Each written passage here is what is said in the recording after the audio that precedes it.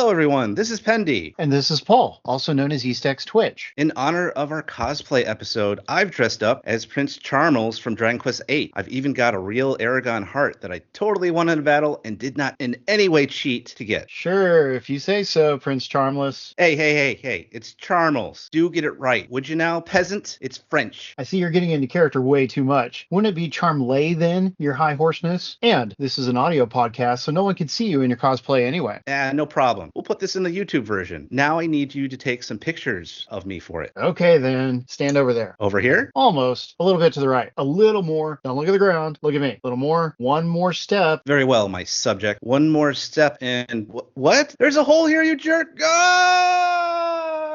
Wowzers, that hole was deeper than I expected. Oh well. As Pendy climbs back to the surface world, I'll welcome everyone to Slime Time, a Dragon's Den podcast. Today we have some guests to talk about Dragon Quest cosplay and photography. Let's welcome Lulu, Mawa, Hyrule, and Teravis.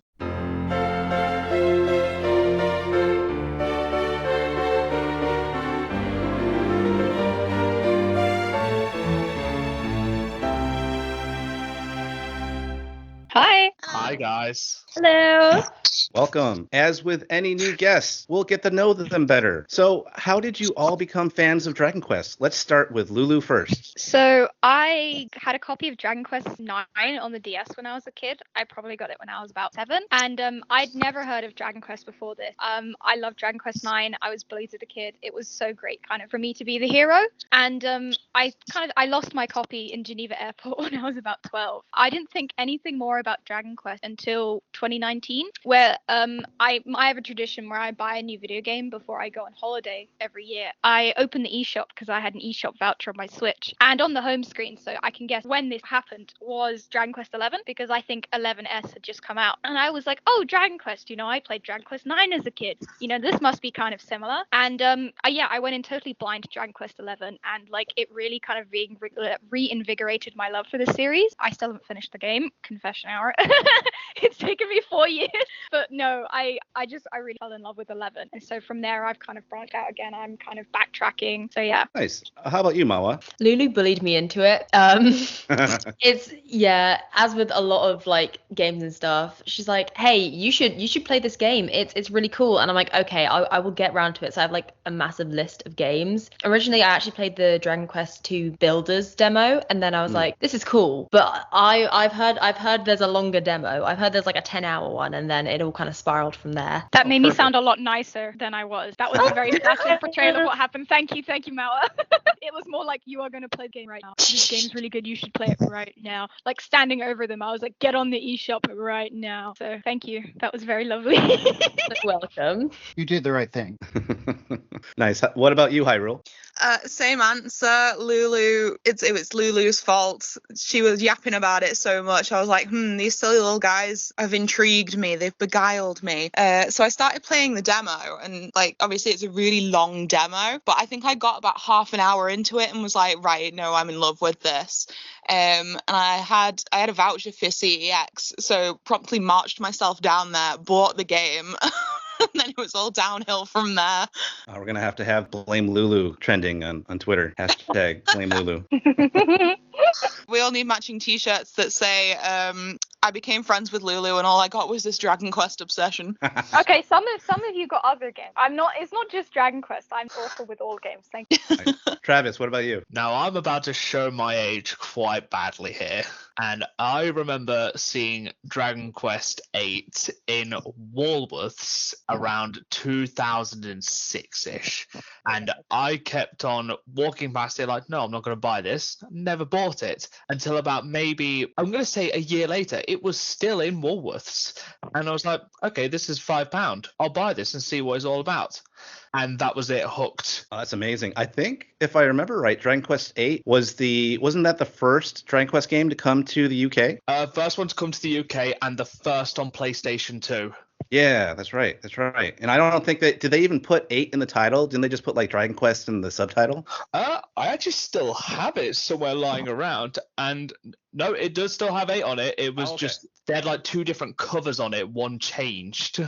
Oh, nice. But yeah, that's how I started just And anyone who remembers Woolworths, rest in peace, Woolworths. But yeah, that's a touching story. Well, we all have our favorite Dragon Quest games. My favorite mainline game is Dragon Quest 3. What is your favorite mainline Dragon Quest game, Mawa? So I've actually only been like into this series as of like only a couple months actually. So I've only like fully played 11. So I'm gonna say that, but like I don't know. I can be persuaded by other copies when my bank account gets a little more money in it. 11's not a bad pick. And Hyrule? 11 as well, because I'm a filthy casual and it's the only one I've played. But in my defense, I've not been into it that long either. It's just consumed me body and soul in the short time that I've been playing. And I've not actually finished it yet. Don't feel bad. Even I have not finished it. I'm a pretty big fan. Baldur's Gate 3. I started playing Baldur's Gate 3 and that just kind of took over. But I will get back to Dragon Quest. Yeah, they're both super long games. So. What about you, Travis? It's 8. It was the one that got me into it, and it's the one that has my heart forever. That's Understandable. That's a good pick. And for those of you that have only played 11, 8's a good one to go with next. Though there is also the Dragon Quest 3 remake coming out in November, which would probably be pretty good too. Yeah, we're going to highly recommend that one. But actually, I haven't even played part 8, so I feel bad about that. You know, if they were to put it on Xbox or Steam, I would be all over it, but it hasn't come there yet. I could give you the best, worst description of the game you could ever get. Really? We'd love to hear that. Generally, the whole game will go, aha, you thought you defeated the main villain, but the joke's on you. That was just a sub-villain. There's like, that's right, you defeated the sub-villain's actual villain. The joke's on you, but that was just a friend of the sub-villain. The villain's over there. The many faces of Rapthorn. So many faces of Rapthorn. I hope to confront them someday. And Lulu, do you have a favorite? I feel like most people expect me to say 9 because it was my first, but honestly, I think it's still 11. I'm playing through 8 at the moment, and I think it's just like the characters mod of 11, they're just really dear to me. So it's one of those games where you immediately become like endeared to every character. So we're all filthy casuals, and we said 11. Sorry, Travis. No, that's fine. If you didn't realize, 11 has become a lot of people's new favorite, even among like old time fans. Like I've been playing it since the NES days with Dragon Quest 1, and it is in my top 3 along with 8 and 4. So I can't blame anybody, new fan or old fan, for having 11 as one of their favorites. Because you're right. There's so many good characters in that game, and that's one of its best strong suits. I think it's also that 11 is kind of also a love letter back to the original Dragon Quest series, and most people don't realize it until they look deep into it. Oh yeah, definitely. There's so many connections to earlier games, and not just 1 through 3, which are the obvious ones, but other games as well. There's little tidbits of connections to those as well, which is fun. Now, has anybody here played any of the spin-off games? Because I know most of you are newer fans. Yes, I have. Travis, we'll start with you with that. Was your favorite Dragon Quest spin-off game? It is Dragon Quest Builders 2, just because of the connections that it has to Dragon Quest 3 and how it's just a branching timeline, and the little bits that I can pull from like old mythologies just fills my heart with joy. Yes, does a very good job of doing that. Lulu, what's your favorite spin-off game? How am I supposed to follow that? I like Builders 2 as well. It's like, okay, I'm going to go build a castle with Mawa now. I just kind of liked how different it was to the main lines while still kind of having that Dragon Quest flavor. So I also just love Mawa. I think he's a really funny character. Oh yeah, so many people love that character. I love him. Yeah, and that's what a lot of people love about Builders, is that it's like you said, and that's what the best Dragon Quest spin-off games do, is they do something different, but they still keep that, flavor of Dragon Quest, so that you don't feel like you're not playing a Dragon Quest game, but you're doing something completely different. It's nice how it does that. I remember a lot of people like just writing it off as a Minecraft clone, but until you get deep inside of it, you'll realize it's something different. Oh yeah, definitely. Well, I'll recommend to them that they should try out Dragon Quest Rocket Slime for the Nintendo DS, because that game is great. Now then, my friend Pendy is famous for finding the killing machine particularly alluring. As for you folks, what's your favorite Dragon Quest monster? Start us out, Travis. Oh, that's a good one. So I am going to go with, I just told Lulu about this when she enters Dragon Quest 8. There's a little dinosaur called Hacksaurus, and it's just like a dinosaur with an axe. What more could you want? And it's silly little multi-attack, and the fact that you get to then have it as one of the monsters in the arena, and the fact that you just, here's this really high level mini boss that you get to encounter on the first level, just round the corner. Have have a fun time, kids. And just the feeling of beating him, great. Love him so much. Well, that's a unique pick, and I love your enthusiasm. And Lulu, do you have a favorite? Yeah, so I think mine is definitely the teeny Sanguini, but first hit in Dragon Quest IX. I remember as a kid, I was always like so sad they would attack you because I was always like, those are so cute, you know? It's like, why do I have to kill loads of them? Aw. If not for that, I always quite like the Cruel Cumbers. I always like their animations. I always thought they were really funny. They are. Always with Dragon Quest IX monsters, they always have a very special place for me. Cruel Cumbers are the best. So one of the recent spin-offs is Dragon Quest Monsters, the Dark Prince, and one of your starting monsters that you can get is the Cruel Cumber. And of course, I had to make sure that I got him as my starting monster, and it was terrific. Very cool. And it's funny she mentioned Teeny Sanguini because, Pendy, I believe you were a big fan of a Sanguini named Mindini Yes, for the longest time. That was one of the mascots of Dragon Quest Tact, and that was terrific that they picked a Sanguini as their mascot character, and it was one of the best characters that Dragon Quest has ever had because she was just ridiculous.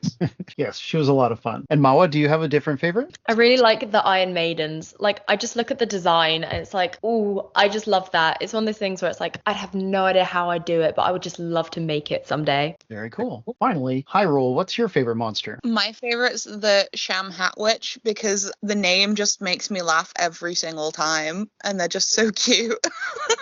Oh, they are very cute. They are adorable. That's a good pick. I once knocked one down with my horse in Dragon Quest XI, and like his like hat flew off and his dying animation. I felt so bad. I was like, oh, I feel like I've just done a hit and run. Like that felt terrible. Oh man. So what's everybody's favorite Dragon Quest character? Travis, we'll start with you. Oh, it's King Trelane. It's as much as I would love it to be Yangus, the more I hear King Trelane's high-pitched voice fills me with so much joy. He's just the best character. He is one of the best. And now that I think about it, I think the majority of the voice cast in 11 is from the UK as well. To be fair, now they actually they mention are. it. Especially, and I know that I wish I could remember his name on the top of my head, but Yangus is a comedian from there, and I've heard of him in other things that he's done. Yeah, because he does the very, very distinctly Cockney London accent. Yes. Verity isn't here, so I'll tell the story. But we just missed meeting the voice actor of Sylvando about a month ago, because we were cosplay guests at a convention, and on the Sunday we were 11 and Erik, and we had someone come up to us, and he was like, "Oh, hey, were you at this video game themed drag night last night?" And we were like, "Oh no, loads of people invited us, but we want to get an early night." And he was like, "Oh, it's a shame. Sylvando's voice actor was there." And we were like, "Oh my god, are you kidding?" We were like so upset. We were like, the one time we both had our Dragon Quest costumes in London with us, we just missed him, and it's like, so annoying. Because we were invited to go to this event, and then we were like, nah, let's get an early night. What a shame. Yeah, and Sylvando has a great distinctive voice too.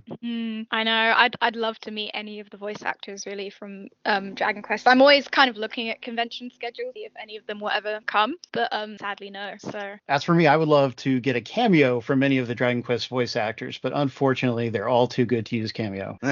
I think Sylvs does, because I remember when they announced that, I put in our group chat with Hyrule and Mawa, I was like, I'm going to get a new morning alarm, because my morning alarm at the moment is that scene from Act 1 Octagonia, where Sylvando wakes you up. That is my morning alarm. And I was like, ooh, I can commission a new morning alarm from Sylvando. Wouldn't that be fun?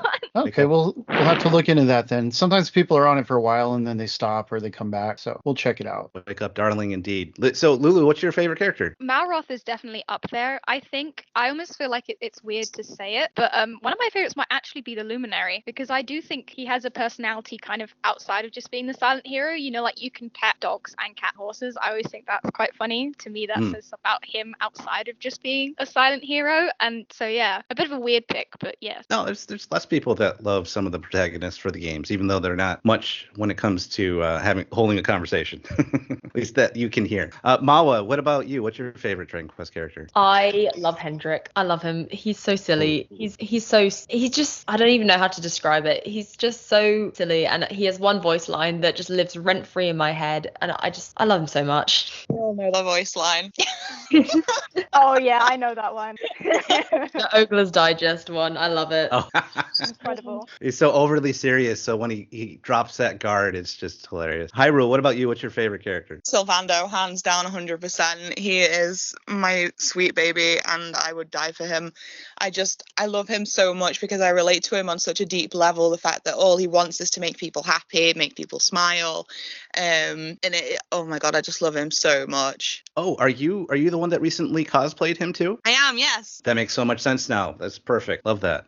Just love him so much. He just makes me so happy. And as I said, I just relate to him so much. And the representation aspect of him as well. Like, obviously in the original Japanese, he's a trans woman called Sylvia and named herself after her mother. And obviously in the English version, he's a very flamboyant gay man. And it's, oh my God, it's just incredible. It's such beautiful representation. Yes, and the whole metaphor that they basically do in the story of him coming out, not as necessarily being gay, but as being a circus performer to his dad. I mean, that's a perfect parallel to that whole kind of coming out story. He's just incredible. Do you have a favorite game mechanic in the series, such as the casinos, job classes, monster collecting, things like that? We'll start with Lulu. I love when there's crafting games. I do love the Forge. I'm really, really bad at the Forge mini game, like criminally bad, but I just love it. I always love the alchemy pot from Dragon Quest IX as well. Like, as a kid, I would actually lose hours of my life throwing random things in there just to see what would happen. Usually nothing, but the occasional time it got out that I discovered something was so fun. So yeah, I just kind of love making new things for my party. I think it's really cute. You know, it's a lot nicer than just buying it. You know, it feels a bit personal. I'm like, yes, I handmade for you, so you won't die the next time you get a critical hit. Well, that's a good point. Mawa, do you have a favorite mechanic? The casinos, absolutely. I remember when I first saw the casinos and I was like, this is where I'm going to spend half of my gameplay. And I then proceeded to rack up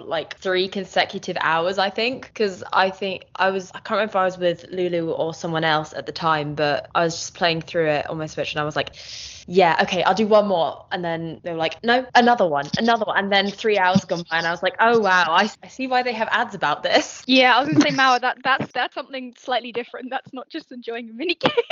Damn. I remember you texted me once and was like, do you have any tips for the casino? And I was like, yeah, just don't bother with it. And you were like, no, I am bothering with it. What are your tips? And I was like, Jesus, Mawa. I need Dragon Quest themed gamble awareness posters. I know, they should have posters in the casino. In the casino. When the fun stops, stop. That'd be interesting if they ever did a casino-focused Dragon Quest spin-off game, like one that's all about the gambling. It would be so over me. Hyrule, do you have a favorite mechanic? I'm going to copy Lulu again and say the fun-sized forge. I just think it's so silly, and I like the little music and the sound effects that it makes. And as Lulu said, I just think it's so cute being able to make stuff for your party. It certainly is. Travis, you've played a few more of them. Have you experienced any different mechanics? Oh, I've got 2. One of them is one of them runs across them all, and one of them is specific to 8, and that is the alchemy pods. Just because at the time when I was playing it, the internet wasn't really as much of a thing, so half the things were just trial and error.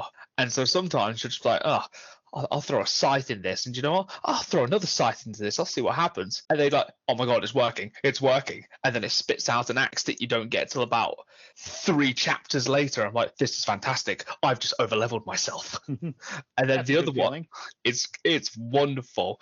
And then the other one, it's not so much of a mechanic, but it's just something that's just in there. It's the puff mechanic. So you're a fan of the puff puffs? I'm a fan of the puff puffs, and I'm a fan of going to the puff puff dungeon in Dragon Quest VIII and then just having my money taken to me and not being given the puff puff. It's just very whimsical.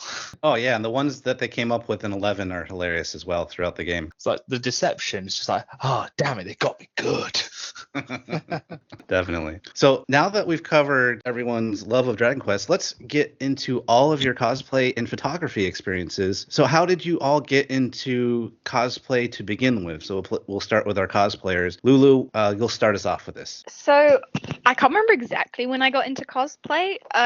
My parents are really nerdy. They're big Star Wars fans. So I'd always kind of been Comic Cons with them and gaming conventions with my sister. And it kind of took me an embarrassingly long time to work out that, I've been sewing for most of my life. Everyone here's got a cool costume. I could make a cool costume. It took me a really embarrassingly long time. But once I did that, my first cosplay was in 2019 and it was Professor Layton, because you'll find out me and Hyrule, we actually met in the Professor Layton fandom. We're Professor Layton cosplayers years outside of Dragon Quest, so I've kind of been at it ever since. I think I'm coming up 6 years now in cosplay, which is not loads, but oh my god, it feels like it's been decades.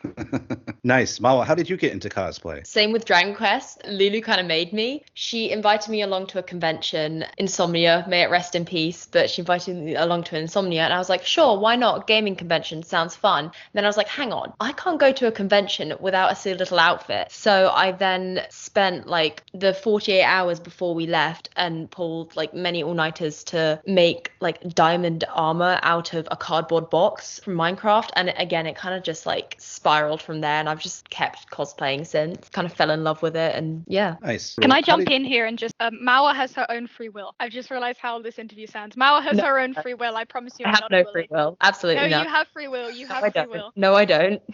For legal reasons, I have to tell everyone listening that Mawa can do what she likes. For legal reasons, Mawa I'm coughed trapped in her basement. no hostage.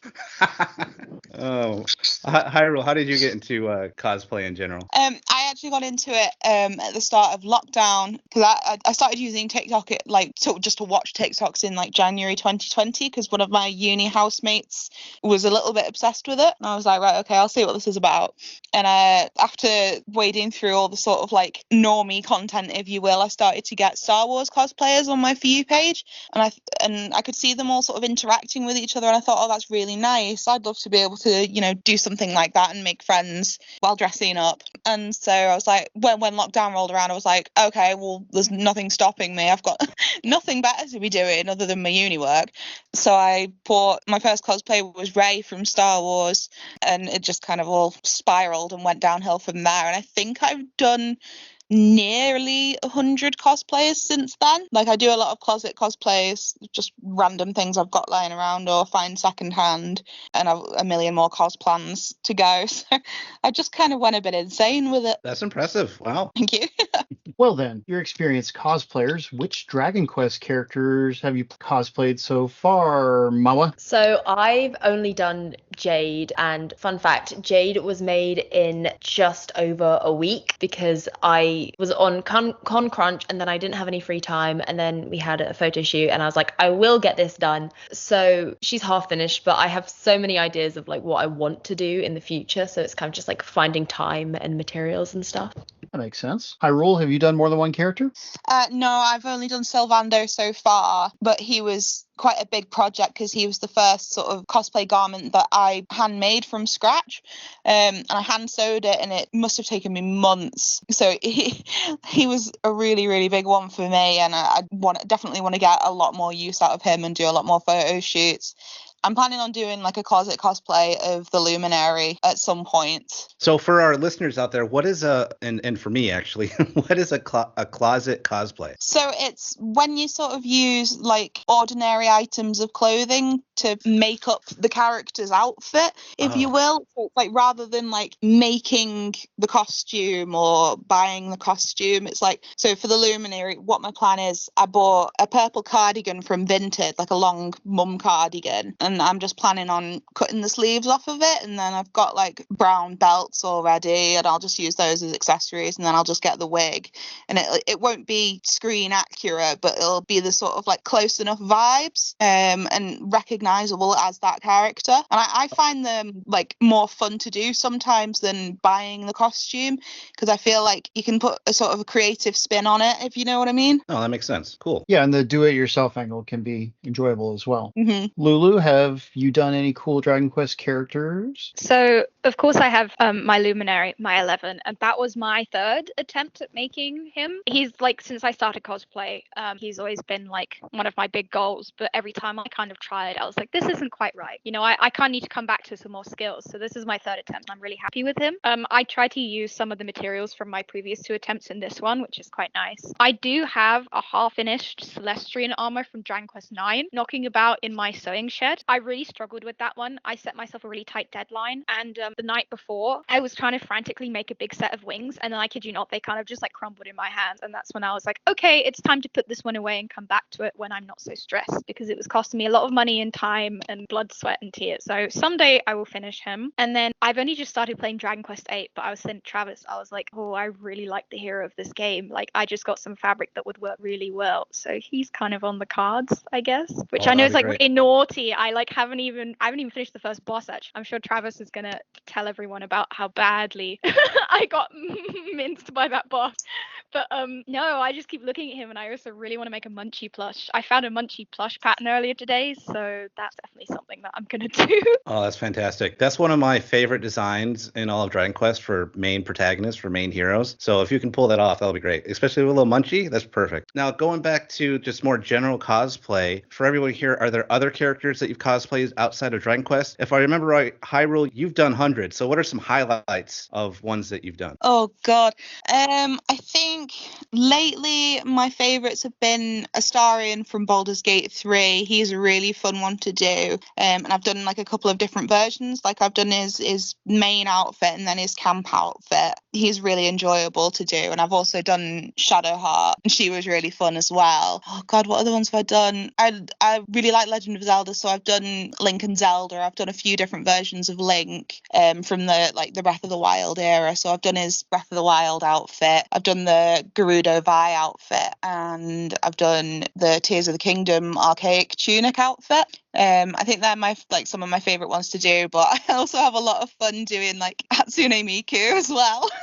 There you go. There you go. Always good to do some good old Hatsune Miku. I did like a clown core spin on her, so I've just got like rainbow accessories, hair clips all over, clown makeup on, and it's just so much fun to do. Because with other cosplays I try and do sort of like serious content, but with Miku it's just like ramping the silliness and the cringe up to the extreme, and that is honest to God the most fun experience in cosplaying to me. Oh, I love that. I love when people do as accurate as they can to the character, but it also is so fun when people do like custom cosplays of characters and they tweak it out to many different ways. It's great. I love that. So Lulu, what have you done any characters outside of Dragon Quest for cosplaying? Yeah, so the vast majority of mine are Professor Layton. Like I said, that's my other main fandom. I adore Professor Layton. I actually study fashion history at university, so most of my Layton cosplays have quite a historic spin. I quite enjoy kind of bringing kind of 1950s, 60s influence into them, which was another reason 11 was, the Luminary was so tricky for me, is I was like, this is not a 1950s dress. This is not something I usually do. The Miku bug did get 2 this year, and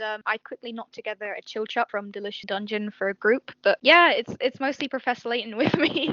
I have one brand. I do one thing. Nice. That's awesome. Mawa, what about you? Have you done any characters outside of Dragon Quest? So I did Senshi from Delicious in Dungeon for the same group that Lulu was in. So I did that. I also made a Barbie for the Barbie movie, and I've also crocheted a whole worm on a string costume. That's kind of my like magnum opus. I will send a picture. You might need to attach like a picture of this to the YouTube video, but it is such an incredible thing. I feel like it does it. Yeah, words don't really do it justice. It's just like a creature. It's just a thing. It's like I just get piloted by the worms. I'm just like a mech suit for the worms. It's definitely something you need to experience in real life. Like seeing it in real life is just so powerful. Like it's actually life changing. I can't imagine how like the poor citizens of London feel seeing that worm get on the tube. I feel blessed. Well, yeah, the worm kind of has its own category of like stories, especially like Worm versus the Public, but like that would take hours to get into. So one of the main places that cosplay gets showed off is at conventions. Which conventions or events have you cosplayed at, Lulu? I feel like we have to say it because we used to have an event in the UK called Insomnia Gaming Festival, which was kind of me and Mawa's main event of the year because it was gaming based. It was a great place for me in particular because all my cosplays are video games. It'll come up later, but it's where me and Verity, we actually won a cosplay award for our Luminary and Erik, and I bring it up because this weekend was supposed to be next Insomnia. However, the company went bankrupt back in April, so that was our big one. But also in the UK we have MCM London Comic Con, although it does get very busy there and very overpriced, but that is the main one. That's where I met Hyrule. So yeah, I mean, because I'm London based, surprisingly there's not actually too many conventions that are in London, so I don't kind of get us around as much as other people. But yeah, yeah. Oh, well, that's a great answer. And we're sorry to hear about that event going bankrupt. It's a real shame. Mawa, have you done cosplay at conventions? Yeah, so again, like the reason I got into cosplay was because I was like, I can't go to a convention without having a costume. So Insomnia, the convention that went under, was like first ever convention I went to, and then I got the convention bug. And sort of since then I've been to stuff like MCM, which is like, busy and crowded, but also a lot of fun to like sort of meet people. And I think that's generally where most people go to kind of meet up with people. So that's always good. And then there's also, I don't know, I'm quite fond of like a smaller convention. So anything that's feels like it could be kind of silly, I quite like to go to them. Also, smaller ones are generally cheaper to go to. So That's a plus. Now, Hyrule, we heard about one that you went to. Have you been to any other events? Yeah, so main ones I've been to have been MCM, but I've also been to a few megacons which are quite sort of new. I think the first ever megacon was March 2022 in Birmingham, and I think I've been to every megacon since then, I think. And I've also been to like the Monopoly events, like Liverpool Comic Con, because I'm based near Liverpool, so it's a lot easier for me to get to, and it allows me to go with like people that I wouldn't usually hang out with at cons. Like one of my friends from uni, I went to Liverpool Comic Con with him back in April, and that was really nice because it was like we both cosplayed, but there wasn't the same sort of pressure to get content that there can be sometimes amongst other cosplayers. So that was really nice. Sadly, I never got to experience Insomnia, and I think that will haunt me to my grave. Oh, that's too bad. What a shame. So we touched on this just a little bit, but has anyone here actually won any awards at cosplay contests? I asked this on purpose because I did see that Lulu, you and one of the other people in the gang have won for Dragon Quest cosplay. Yes, so me and Verity, who can't be here today but is Cosplay's Erik, we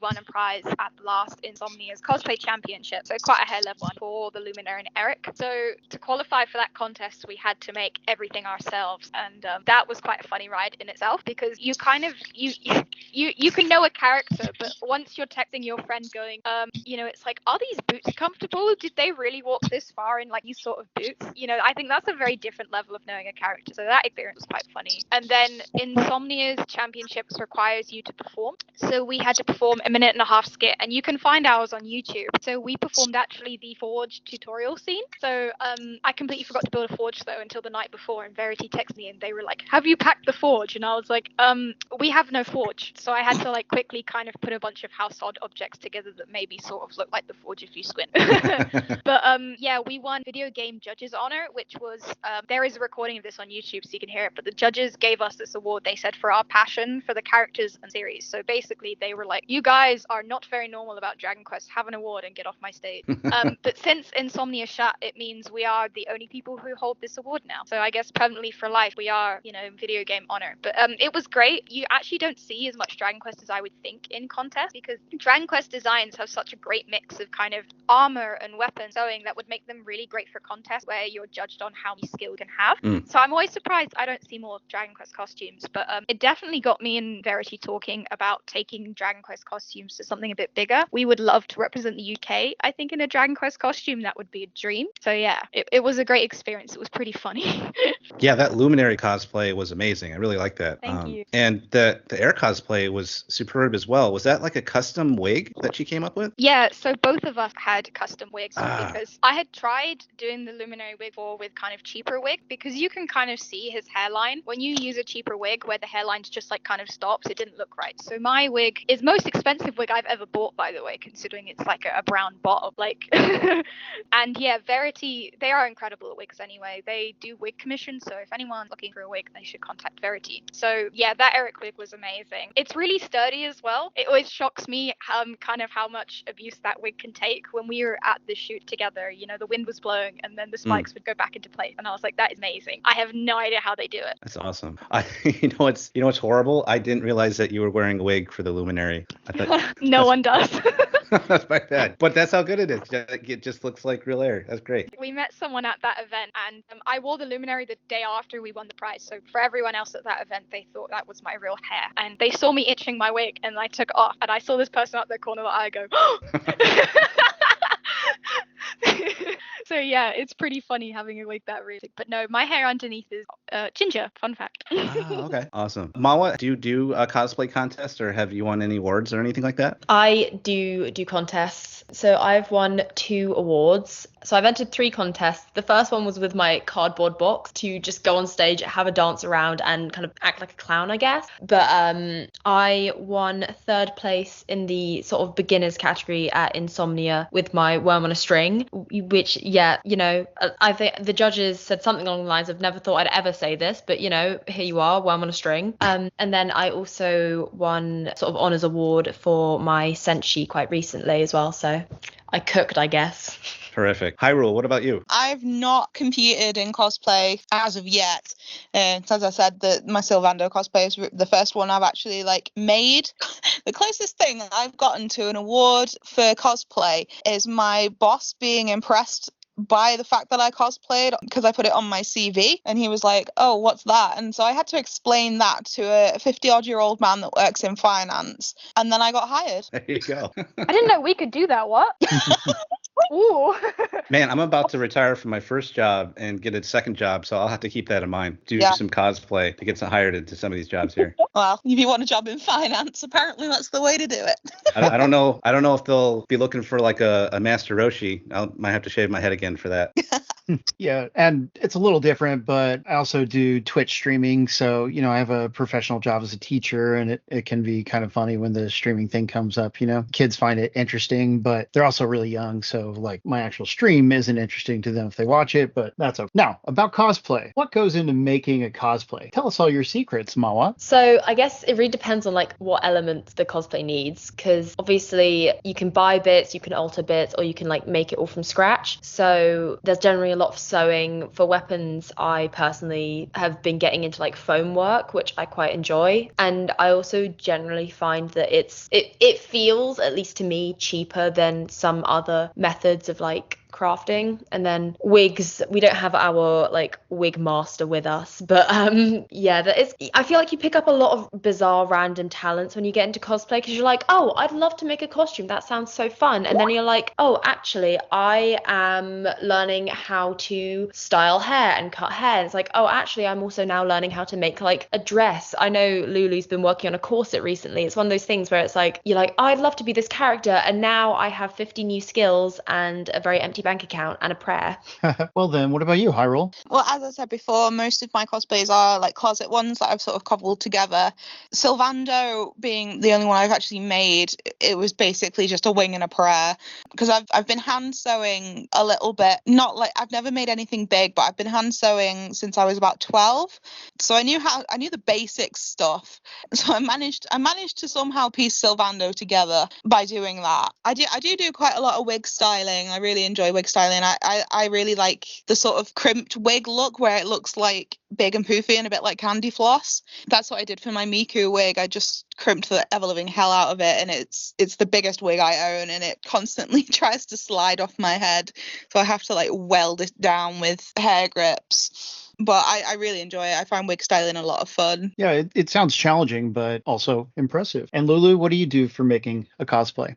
So I'm mainly a seamstress. I've been sewing for about 16 years. I was really lucky my grandma taught me, and I still live with my grandma, and sometimes I still go down to her and I'm like, Nan, I've fucked it up. I fucked up the dress, and she helped fix it. But yeah, sewing is my main thing. I dabble quite a lot in sometimes historic stuff. So like I said, a lot of my latent cosplays are made from original patterns from the 50s and 60s to match the timeline of the game. I'm not great at wig styling, I'm going to be honest. Most of my wigs kind of start with me, cutting a big chunk off, and then I go, oh my goodness, it looks terrible, and I text the Dragon Quest group chat, because both Verity and Hyrule in it. I'm like, guys, I think I broke it, and then they help me. But yeah, I think it's just you end up learning so many more skills. So I came into it with sewing, which was a good advantage, but I'm kind of playing catch up on a lot of the others. I have done some foam work. Mawa's come on leaps and bounds. Like, I'm still kind of struggling with cutting it, and Mawa is so amazing. But yeah, I do agree with what Mawa said. It's just fun to kind of learn all these new skills, because then they do come up. Like, I've been working at a museum for the past few months, and it came up. something in cosplay. And I was like, oh, don't worry, I know how to do it. And they were like, why? Oh, should I tell you? Oh, we're that proud. Yeah, that's great. That's something that I wish I knew how to do. I never really got into sewing or anything related to that. So I'm sure that, like you said, that comes up in real life where you can use that skill as well. I'm sure you used it just for making your own clothes or repairing your own clothes or anything like that, I'm guessing? Honestly, I'm really lazy on that front. I never make my own normal clothes, which is really silly because I absolutely can. But I think it's just a challenge mainly of cosplay that I find interesting. You know, I used to make my own clothes when I was younger, and then after a while, like, well, I've made a lot of t-shirts, and I've made a lot of trousers, and then in cosplay, it's like, do you want to make a full set of wings? And it's like, oh, now that is interesting. No, that makes sense. So there's the cosplay, there's what you wear, but then there's also the weapons. How difficult is it to make the weapons? Lulu, I saw that you said that you had difficulty making the Sword of Light from Dragon Quest XI. So I have bad news about my Sword of Light. No. It snapped just at the end of our shoot.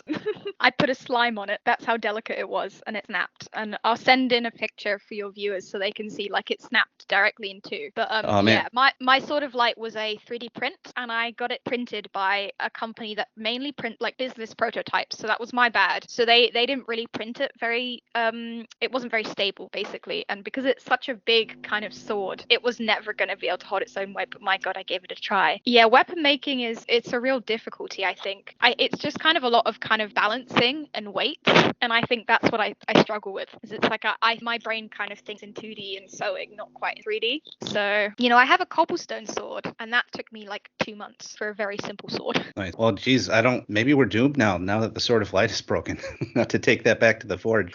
And talking with cosplayers in America, going to cons, I've met so many people that said like, yeah, oh yeah, I 3D printed that, I 3D printed this. That seems to be very popular now when it comes to making a lot of different items for cosplay, trying to use 3D printing. It's a lot easier than blacksmithing. Yeah. The Hyrule, have you made any weapons in the past? I think I've only ever made two sort of props. The first one, Keith from Voltron's knife, which I made out of cardboard and air dry clay. And I quite like how it turned out, to be fair. I'm really happy with how it turned out for a first attempt. And then the only other thing I've made is Marcel from Delicious and Dungeon's staff, which again is something I cobbled together out of just random crap. I got like a twig wreath from Hobbycraft, a broom handle, a load of twine, and just stuck it all together, painted the broom handle, stuck some hot glue on it, and bada bing, bada boom, we have a staff. For me, it's just sort of using whatever I can find that's quite cheap that I can smash together to get the effect I want, and so far it's worked. That's great. But Mawa, have you made any weapons in the past for your cosplay or any kind of props or anything like that? Yeah, so for Senshi, I made his axe. And I also made like a cooking knife, and that was sort of my first proper like sort of prop work weapon making, and I kind of like just fell in love with it. And now I'm like, oh, I want to make this costume solely so I can make this kind of this weapon or something. So that's why I'm so excited to do like more Dragon Quest stuff, because it's like there's just so many cool weapons. But I mean, I found with like the weapons and stuff, it is a lot of trial and error, and it's kind of having to think quite outside the box of like what will work and what won't. Like the handle for my axe was made out of like PVC plumbing pipes, and that, so my grandma gave me a very weird look when that was on my birthday list. But yeah, so it's fun, but it is hard, and it requires a lot of kind of wacky creative thinking. Yeah, there's a lot of famous weapons in Dragon Quest, so if you're going to get into that, I'm looking forward to what you come up with. That'll be cool. Well, Travis, you're the photographer of the group. How did you get into taking pictures outside of the world of cosplay? Oh, so this is actually very interesting because it also sort of ties back into cosplay. And I actually started in the world of film before I started dabbling in photography, because I think before anything else I did like one wedding and I had the worst workflow I could ever imagine, and ever since then it put me off photography. So I went into film because I was like, I don't have to edit 1,000 photos, I could just hand it off to somebody else. This is great. And then it started to slowly come back around as I was doing behind the scenes photos when I was working on my friend's Spider-Man short film, which, well, when we say it was a short film, it then turned into a full feature-length film on YouTube. And now there's two. It got out of control. So I started going back into the photography side of it from that, and then gradually started doing more weddings, started doing promotional shoots, and generally became like a form of addiction where I can't really stop making content now. Cool. That's how hobbies get sometimes. What would you say is the most difficult part of photography? Most difficult parts is if you're working with people, it's trying to make them comfortable. So usually I try to be quite silly and relaxed. But if you're working with clients, it's then trying to help them see your vision and trying to interpret their vision at the same time. So it's kind of can get swings and roundabouts. But typically once you know about it, I always say that gear kind of doesn't matter, because once you know your fundamentals, just apply that to every camera and it's the same. Interesting. How did you end up doing cosplay photography, and what other kind of photo shoots have you done? So cosplay photography, I kind of like dabbled in like, I'm going to say around 2017, when I just like came out of university. I thought, oh, I could do this, and I half enjoyed it but half like didn't at the same time. And then a few years later, I kind of like was going through a bit of a rough patch, and I looked at myself and kind of said, like, I don't feel really confident at like talking to people. I'm quite an introvert. And so there was this event called SecretCon, big up SecretCon. Effectively, that is kind of like a convention where people and photographers and cosplayers all come to this location and all just shoot together, and you have kind of like 100 split of content creators.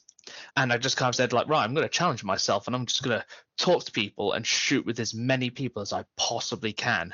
And that's kind of what got me back into it, because then I was like, I'm going to be really creative about this. And because I'm doing this fun, I am not charging a single person for any cosplay shoot. So that's kind of a thing that stuck with me since then. I will not charge for any cosplay shoots unless it really makes me go out of my way and they want me to build an elaborate set. Nice. Great origin story on that. So back to cosplay. I've done cosplay at cons a handful of times. Master Roshi, who I mentioned before, from Dragon Ball a few times, shaving my head to do so. The Hero from Dragon Quest V, and Dragon Ball Super Krillin, since he had the hair, so I didn't have to shave my head for that one. Nothing like you all, of course. Mine were all pre-made items or costumes. The hardest part for me was the sweat, whether it be sweating from wearing the wig for the Dragon Quest V Hero, the makeup for the forehead dots, and the black hair color wax for Dragon Ball Super Krillin bleeding out when I get sweaty, or trying to keep on the beard and eyebrows with the spirit gum that I used for Roshi. Admittedly, someone later told me that like eyelash glue might be more effective than spirit gum. So what's the most difficult part of cosplay once you're fully dressed up? Lulu, we'll start with you. I know for some people it is toilets. I remember I was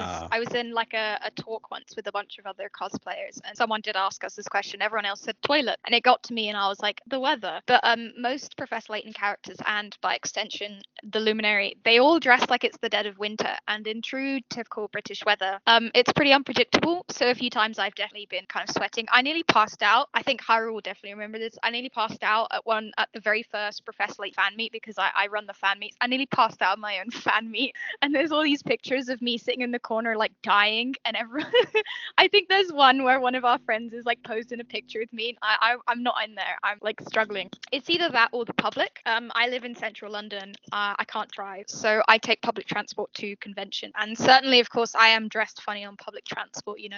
There is a certain amount where I'm like that, you have all right there at me. I do look pretty strange, but sometimes you do get into very strange, awkward encounters with the public. Even sometimes people at conventions can't behave. I quite famously have been stalked by someone dressed as Erdrick from Dragon Quest, which is the first Dragon Quest cosplayer I've ever met that was not one of my personal friends. Wow. And in hindsight, it was pretty funny to be stalked by Erdrick while dressed as the Luminary, but at the time, it was very much not funny. Oh. So, yeah, I mean, the public is definitely a big challenge, yeah. No, that's understandable. Mawa, what about you? I was pretty much gonna say like the public. The worm is a very it's just like it's a thing ever. Like no one expects to like leave their house and get on the tube and see this creature just standing there. So my main issue is like public mobility, like trying to not like take someone out with like the tail, but also like Lily said, like the public sometimes just doesn't know how to behave. Like I I've been like followed around, heckled, like people will film me. And it's like, again, by all means stare. I look like an absolute clown, but like don't follow me around a Tesco's like filming me, because I don't appreciate it. So yeah, it's one of those things where it's like, I get we all look weird, but please, we live in London. Like what do you expect? It's London. Just people sometimes, you never know. Hyrule, what about you? I think actually related to the cosplay wise, it'd be keeping wigs on my head. Because I don't own a lot of lace fronts. I think I've only got like 2 or 3 maybe. So I don't have the option to like glue them down. So the heavy ones like Princess Peach, for example, or Chocolat from Necopara, they just slide right off the back of my head, and I have to be careful not to drop them. But then also the same as Mawa and Lulu were saying, the public is an absolute nightmare. Anyone that's hung out with me at a con will attest to the fact that I am not afraid to yell at someone for taking photos without asking. There was one time in the NEC, I think it was just after MCM Birmingham, because they have the vintage car show or whatever it is on at the same time. There's a lot of like older men wandering about judging the cosplayers and taking photos without asking. And I saw a guy very obviously holding his phone to like film people walking past, and I yelled at him. I fully yelled at him, and he was like, tried to defend himself, and he was like, oh, don't flatter yourself, I wouldn't take a picture of you. And I'm like, is that supposed to hurt my feelings? Excuse me, sir? And there was another time when there was a guy taking photos, and he said that he was actually working with the event. I think this might have been Birmingham MegaCon back in March, and he was not spared my wrath.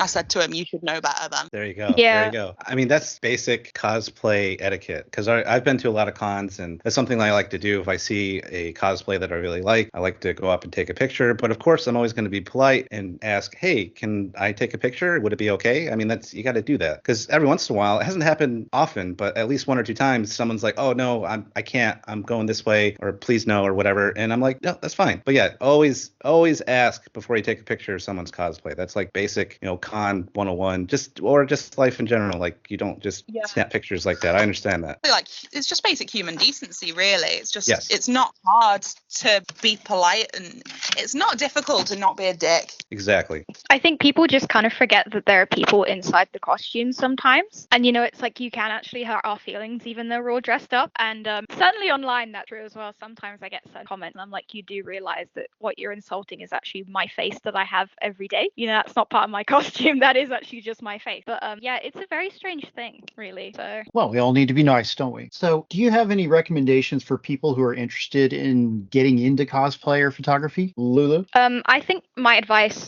is, it's really simple. I think just go for it. Like, your first costume will never be perfect. That's okay. My first costume, which was like a female Professor Layton, it literally split down the side seam like some sort of kind of tearaway outfit, like literally came apart. But I had a great day. One person recognized me, and it was the guy selling retro games, which kind of stung a little bit because Professor Layton came out in like 2008. So it's not like crazy old, but I had a great time. So I think always just give it a go. It doesn't matter. It doesn't have to be perfect. If you're happy with it, then that is the best thing. You don't even have to make it yourself. Like, closet cosplay is so valid. I do quite a few as well. So yeah, just give it a go. Go for it. No one can judge you. You're already at a convention. Like, you're already as weird as you get. So That's very well said. And how about you, Mawa? I think like just having fun with it. Like, it doesn't have to be good. It doesn't, like, even if you just want to go on stage and like look like a clown. Like, I went in like a cardboard box that I had to like on the day scribble out my address of so I wouldn't like accidentally dox myself at the con. Like, it's just like, just have fun with it, just mess around, see what works, see what doesn't. And it's like fine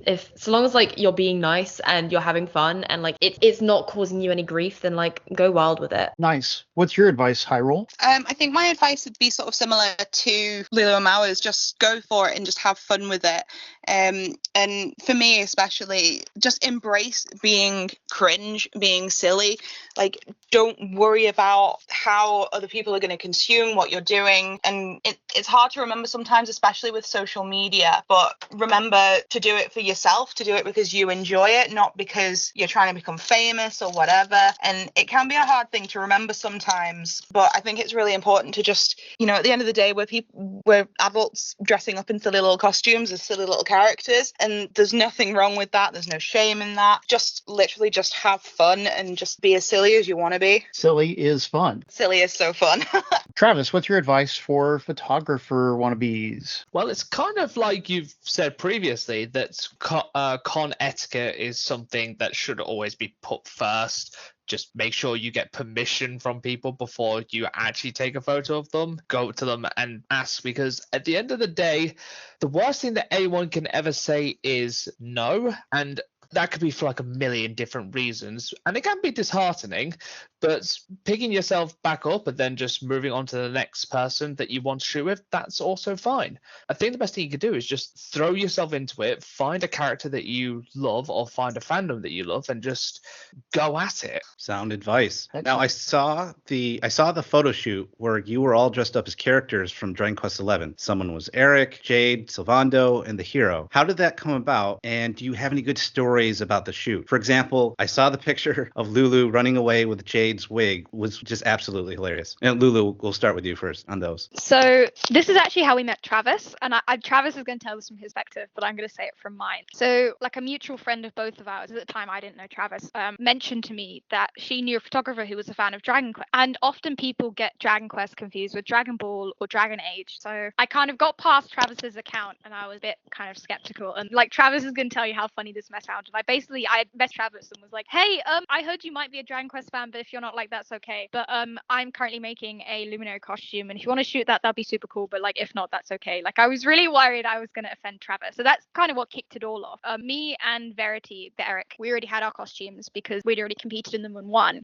And then Hyrule started making it. Kind of all came together very conveniently. And then as soon as the shoot date was set, Mawa was like, right, I'm gonna make Jade a shoot. And like, they had like a week. And like, I'm just gonna say that gave me secondhand stress. I had secondhand stress when I came over to Mawa's house. She was still making Jade. But yeah, it all came together, I'll be honest, very conveniently. It was quite nice. So now I'm going to let Travis tell you what that mess sounded like from his perspective. I apologize for the impersonation I'm about to do of you right now. But from my perspective, it sounded like she sent me a message which went along the lines of, hey, I heard you might like the Dragon Age sort of things. And it's okay if you don't like the Dragon Age sort of things, but I heard from someone you might like the Dragon Age sort of things. So can we do a shoot, please, if we like the Dragon Age things? I was so worried I'd got it wrong. I was really worried you're going to respond and be like, I've never heard dragons, like, you're crazy. So whereas I was just like, you came to the right person. and Jeremy, that's kind of like how I then got introduced. I didn't meet everyone until actually on the day, and we had, I think the hardest part for all of us was converging onto a location in unpredictable British weather at a time that we all could do. And fully enough, it was a bank holiday, so we're just like, this is our day, we are not changing this, we are doing it on this day. And that is kind of how it all came together. Amazing. Mawa, do you have any stories from the day about the shoot? So, I mean, other than the fact that I was still sort of working on the costume like the morning of, like an hour before we had to leave, which, yeah, shame on me. Don't con crunch. Don't rush your costumes. But, you know, there's no shame if you do. But, I mean, it was a lot of fun. I can't actually remember how long the drive was, but it was like a 3-hour drive then and 3 hours back. And we kind of got there and, you know, did like full 5 hours of shooting. It was so much fun. Then we kind of got in the car and I was like, oh, okay. But no, I had like so much fun just kind of running around and like being silly, and like everyone at the park as well, because it was surprisingly busy, and I don't know, everyone just seemed quite chill with it. I don't know, maybe they often get a bunch of clowns dressed up in silly costumes. I don't know. You were Jade for the shoot? Yeah, I was. Oh, so you had your wig thefted. Yes, I had my wig snatched. As soon as we realized that wig was like built like the wig's like a helmet, it's completely solid. I think like as soon Lego hair. As soon as we realized like that wig could come apart like that, I'm gonna be honest, like it kind of game over. Like I have some pictures of me holding up the ponytail which detaches as well, like kind of like a fishing trophy. Like I ran off with it at one point and it's a picture taken in Mawa's bathroom in Mawa's house, me holding up hair. You know, I was gonna say, don't forget about the ponytail that like screws off. Yeah, it just like screws off like a bottle cap. It's a really funny wig. That's great. Hyrule, do you have any stories from the day? I think a highlight of the day for me was Mawa deciding that she was going to climb a tree. So I had to run off and supervise that while while Verity and Lulu were shooting, which was just so unhinged, but such a beautiful moment, and it was just so funny, and I don't even know how to describe it. It was just absolutely batshit insane. But I feel like that was the energy of the whole shoot. We would just have that crackhead energy, and I think that speaks to how much fun we were all having and how comfortable we all felt with each other, and also the journey I had to partake to get there, because I live up north and public transport links up north are terribly underfunded. So what I had to do in the end was I had to get the train from where I live to Liverpool, from Liverpool to Birmingham. Then Travis very kindly offered to give me a lift from Birmingham to the park. And I think the whole thing took me about sort of 4 hours in the end. And after the shoot, I get home until near midnight. Quite the journey indeed. Were you shooting into the night? We ended at like 5, I think. We didn't. That was what was so crazy. I remember you texting the group chat, Hyrule, and being like, "I just got home," and I was like, "What?" Like, I think, did we stop at was it like 7 we left? We left at 7. I remember looking at my phone and being like, I'm not starting this journey any later than 7. We're done at 7 or we're sleeping in the car park. Because it does feel very fitting that like the Dragon Quest shoot, we all came from everywhere in the UK and like all went on side quests to pick each other up. Yeah, Jade was driving and I was the passenger princess, and I was like, that feels really right. I like, if Dragon Quest was in the modern period, I still don't think that Erik could drive. He feels like a passenger princess. That's great. The gang of heroes getting together. I joked saying that Travis was like my honorary Dave with the ship. Yeah, I think it was really great to shoot with other fans. It's quite rare, at least for me as a cosplayer, to be able to shoot with a photographer who knows and loves what you're dressed as just as much as you. I've never really had that. So I think it was really nice kind of work with Travis like that. And that's why when you were asking about people to come to the podcast, I was like, you have to have Travis. Like, we need him. Yeah, that was a pleasant surprise to me as well. I was like, oh yeah, the photographer from the shot or the set likes Dragon Quest 2 as well. And I was like, oh, that's amazing. Let's have him on too. That's great. He's going to be our new co-host. But, speaking of the Luminary in that particular shoot, I don't know if I'm the only one who feels this way, but in the game, the Luminary has this dumb haircut. And it's like, to me, he's the worst looking out of all the heroes because of this bad haircut. But I think the hair looks better on a girl. So I also enjoy that about the cosplay. That was the thing. I remember when I was cutting the wig, every now and then I would text the group chat with a picture of it and be like, ugly cut, this ugly ass haircut. I think I used to call it the cobblestone cut. I was like, this is terrible. It looks like his mum put a ball on his head. And I think that was honestly one of my biggest struggles with this costume, making the wig not look terrible. And I'm really glad for the shoot that day the wig decided to play with me. Oh my goodness. Sorry, Travis just sent some pictures through I have seen before. They're ones of me and Mawa. Oh my god. Great. But yeah, I think just generally what would the kind of the way the shoot went is Travis would take one or two of us off to get some shoot, and then the rest of us would kind of just get a little bit feral. I can't remember what on earth we were doing. It might have been stealing Mawa's wig, but Verity had their solo shoot, and they actually came over and they were like, can you guys stop doing that in my eyesight because I can't stop laughing and you're ruining my shoot. Oh yeah, I think the wig shenanigans, yeah. But also me and Mawa just randomly deciding to do the can.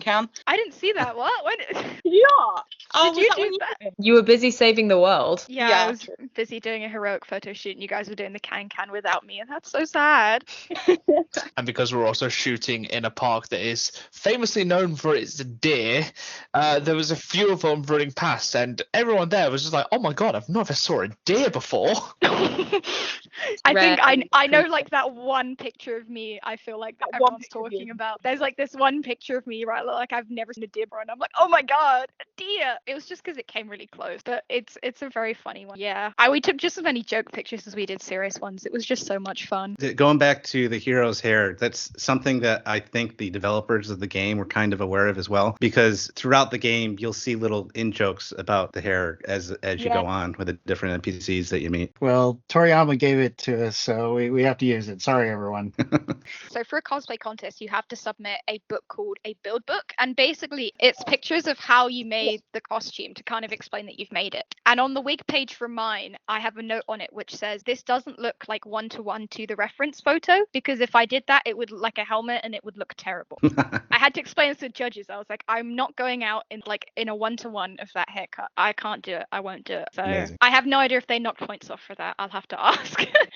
Well, I think you did a great job with it. Thank you. Well, to wrap things up, what do you all like most about cosplay and photography? Start us out, Mawa. I just love like dressing up and being a silly little guy, and I personally really love like competing and the performance aspect of it all. And I've also just met like so many amazing people through cosplay, because I have like a lot of my friends and stuff, they're all off at uni and I'm not, so I occasionally get hit with the like, oh wow, all my friends are like everywhere else. But it's really nice to kind of like get to like meet people and talk about shared interests and just kind of like goof off and just have fun with it. Like I just find like cosplay is so freeing and like just how much fun you can have with it. And yeah, I don't know, I love how silly it is. Right on. And how about you, Hyrule? I think the same. How silly it is and how much fun you can have with it. Just being creative. And as I said, I personally love being as cringe as I possibly can. Like I remember some people saying like, oh, I hate, cosplayers that over accessorize their cosplays and over crimp the wigs and use elf ears when the character's not even an elf. And I took that as a personal challenge.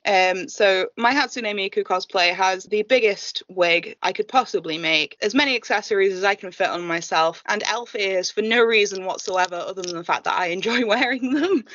But also like meeting people with shared interests. Like before I got into cosplay, and to be honest, before I met Lulu, I didn't have any friends that liked sort of the more niche things I liked, like Professor Layton. And it's been amazing to sort of become friends with more people that enjoy that sort of smaller thing. And I always say like smaller fandoms have more fun because you've not got the sort of same pressure as you do with a big fandom. And I just really love it. It feels so like close knit and more like a family than, just cosplayers. That's a good way to put it. Travis, what's your favorite? So I'd say my favorite thing is that I've met some of my best and goodest friends just out of the cosplay community, less so the photography community, but just people that I can talk to and we have this shared creative spark and this shared desire to like try and bring characters to life, and they're as enthusiastic as I am, and the fact that we can just be as silly as we want to and just have a good time with each other, and there's no elitism, there's no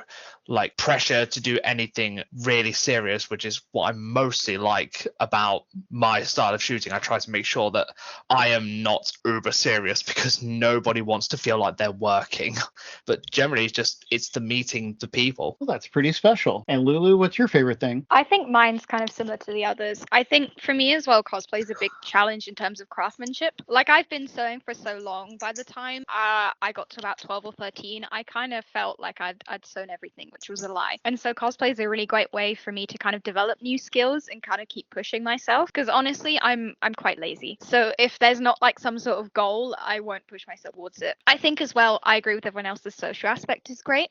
Before I kind of started cosplay, I was actually really shy. When I used to go to these conventions with my parent, a big achievement for me would be shuffling up to a cosplayer and in a really, really small, tiny voice being like, you look really cool. And then when I kind of got into costume, I kind of opened up a lot more. Me and Mawa, we actually met in drama class in high school. We're both theatre kids, so I think we kind of thrive when we're dressed in costumes. And it's just really great as well to be able to create tributes to video games that mean so much to me. Like Layton and Dragon Quest have a lot of emotional value. So to kind of make these costumes quite intricately, to me, it feels like saying thank you to these series that have kind of changed my life, which I know sounds like a really kind of overly emotional thing to say, but yeah, it kind of feels like a big thank you. I like that a lot. And Pendy, you've done some cosplay. What's your favorite thing about all this? So I've only done it a handful of times, but the few times that I have done it, it's just amazing fun, especially going to a con and being in that community of people that are either cosplaying themselves or just appreciate the cosplay around them and whatnot. And then a couple of times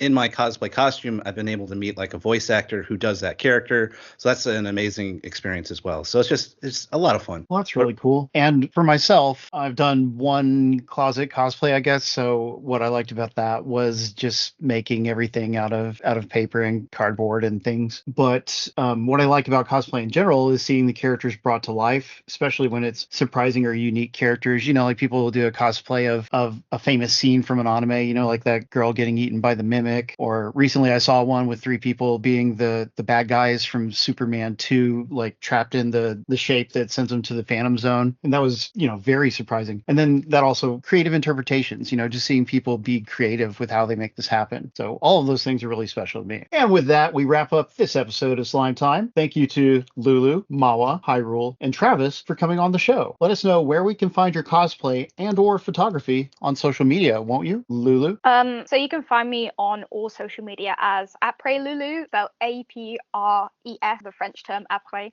You can find me there on all platforms. I'm trying to move more into Dragon Quest, but if you're a Professor Layton fan as well, then please absolutely come find me. I run Professor Layton Meet UK, so you can find me on UK as well. If you're in the UK and you like puzzle games, please come along. But yeah, thanks for having us. That's really cool. Where will we find you, Mawa? So I'm mostly just on Instagram as Oil Mawa, which is a bit of a tongue twister for a lot of people who try to say it. It is OILMAWA. And yeah, so I'm mostly just on Instagram, but thank you so much for having us. Absolutely. How about you, Hyrule? So I mainly use Instagram and TikTok, and on both of them I'm Heart of Hyrule. Hyrule is in the Legend of Zelda Kingdom. That makes sense. And Travis, where can we find your work?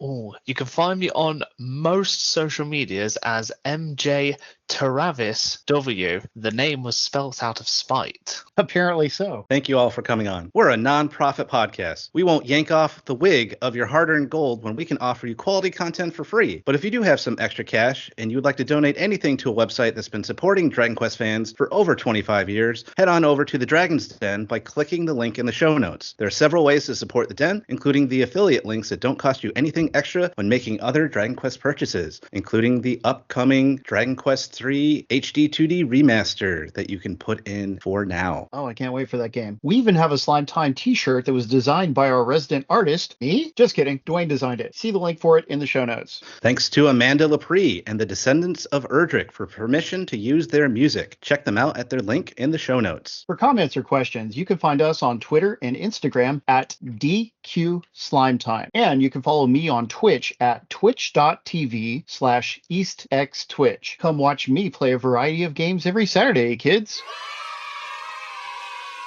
Join in tons of Dragon Quest discussion at the Dragon's Den forums and Discord and the Dragon Questers Facebook group. We'd like to thank everyone that made this podcast possible, including Pendy, Woodus, the Dragon's Den, and Beetlejuice. All these years later, he's still the ghost with the most. Please like, subscribe, and write a review for the podcast. We'll catch you later, everybody. Don't hate, appreciate. Dragon Quest Slime Time, sliming off.